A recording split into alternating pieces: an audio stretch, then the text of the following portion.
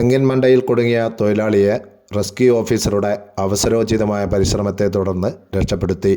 നരിപ്പറ്റ ഗ്രാമപഞ്ചായത്തിലെ കൈവേലി അരയാക്കൂൽ കിഴക്കയിൽ ലീലയുടെ വീട്ടിലെ തെങ്ങിലാണ് തൊഴിലാളിയായ വാസു കുടുങ്ങിയത്. ഞായറാഴ്ച രാവിലെ 9:30 മണിയോടെയാണ് തൊഴിലാളിയായ വാസു തെങ്ങിൻ്റെ മണ്ടയിൽ അവശനായി കുടുങ്ങിയിട്ടുണ്ടെന്ന വിവരം നാദാപുരം ഫയർ സ്റ്റേഷനിൽ ഫോൺ വഴി അറിയുന്നത്. വിവരമറിഞ്ഞ ഉടനെ സേന സംഭവസ്ഥലത്തേക്ക് പുറപ്പെട്ടു. സേന സ്ഥലത്തെത്തിയ ഉടനെ സീനിയർ ഫയർ ആൻഡ് റെസ്ക്യൂ ഓഫീസറായ CK ഷൈജേഷ് ഒരു നിമിഷം പോലും വൈകാതെ ലാഡർ ഉപയോഗിച്ച് 20 മീറ്ററോളം ഉയരമുള്ള തെങ്ങിൻ്റെ പകുതിയോളം കയറി. ബാക്കി ഭാഗം അതിസാഹസികമായി കയറുപയോഗിച്ച് തെങ്ങിൻ്റെ മുകളിലെത്തി. തുടർന്ന് ഷൈജേഷ് റെസ്ക്യൂ നെറ്റിൽ തൊഴിലാളിയെ കയറ്റി താഴെ എത്തിച്ചു.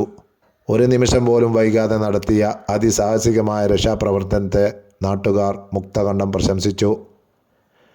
രക്ഷാപ്രവർത്തനത്തിന് assistant station officer B. Jayaprakash നേതൃത്വം നൽകി.